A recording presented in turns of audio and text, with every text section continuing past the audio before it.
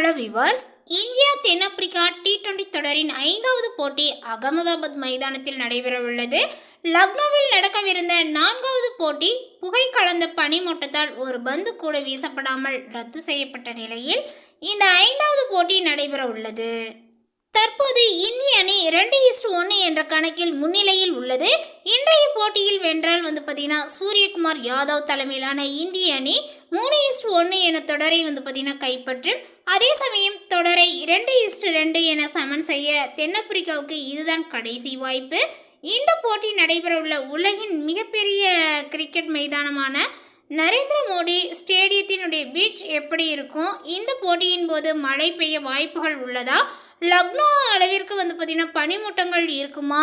இந்த மாதிரி பார்த்தீங்கன்னா நிறைய விஷயங்களானது பார்க்க போகிறோம். அகமதாபாத் மைதானம் என்றாலே பொதுவாக பேட்ஸ்மேன்களுக்கு கொண்டாட்டம் தான். இங்குள்ள ஆடுகளங்கள் டி20 கிரிக்கெட்டில் ரன் வேட்டையை குவிக்கக்கூடிய வகையிலேயே பார்த்தீங்கன்னா அமைக்கப்பட்டுள்ளன. ஆடுகளம் கடினமாகவும் பந்து பார்த்தீங்கன்னா பேட்டிற்கு சீராக வரக்கூடிய ஒரு அமைப்பாக பார்த்தீங்கன்னா இந்த இடம் அமைஞ்சிருக்கு. இதனால பேட்ஸ்மேன்கள் பார்த்தீங்கன்னா பயமின்றி பெரிய ஷாட்களை பார்த்தீங்கன்னா ஆடலாம். நேரான பவுண்டரிகள் சற்று சிறியது, ஆனால் பார்த்தீங்கன்னா ஸ்கோர் பவுண்டரிகள் பெரியது. எனவே பார்த்தீங்கன்னா வி வடிவில் ஆடுவதன் மூலம் எளிதாக ரன்களை பார்த்தீங்கன்னா குவிக்க முடியும். இங்கு சுழற்பந்து வீச்சாளர்களை விட வேகப்பந்து வீச்சாளர்களை பார்த்தீங்கன்னா அதிகம் செலுத்துவார்கள். புள்ளி விவரப்படி பார்த்தீங்கன்னா இந்த மைதானத்தில் 77% பார்த்தீங்கன்னா விக்கெட்டுகளை பார்த்தீங்கன்னா வேகப்பந்து வீச்சாளர்களை வீழ்த்துவார்கள். இந்த மைதானத்தில் கட்டர்ஸ் மற்றும் ஸ்லோவர் பால்கள் இங்கு பார்த்தீங்கன்னா எடுபடக்கூடிய ஒரு இடமாக இந்த தளங்கள் அமைஞ்சிருக்கா அப்படின்னு தாங்க சொல்லணும். அகமதாபாத்தில் போட்டி நடைபெறக்கூடிய நேரத்தில் மழைக்கு வாய்ப்புகளே இல்லை. வானம் தெளிவாக இருக்கும். வெப்பநிலை பகலில் பார்த்தீங்கன்னா 30 to 32 டிகிரி செல்சியஸ் என்ற அளவில் இருக்கும். போட்டி நடைபெறும் நேரத்தில் 15 to 18 டிகிரி செல்சியஸ் என்ற அளவில் இருக்கும் என்பதனால் போட்டிக்கு எந்த ஒரு தடங்களும் பார்த்தீங்கன்னா இருக்காது. இங்கு லக்னோ அளவிற்கு பனிமூட்டங்கள் இருக்காது என கணிக்கப்பட்டுள்ளது.